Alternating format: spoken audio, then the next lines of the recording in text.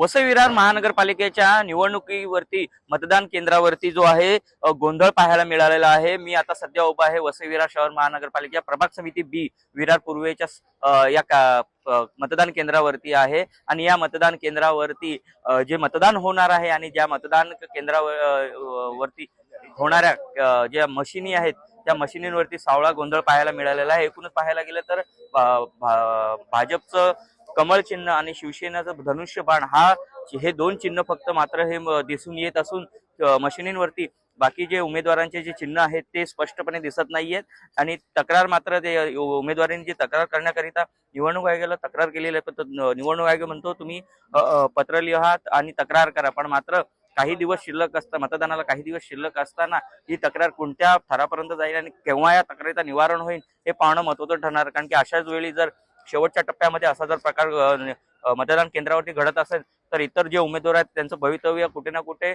अस्पष्ट असलेला दिसून येत आहे। जय महाराष्ट्र न्यूज विरार।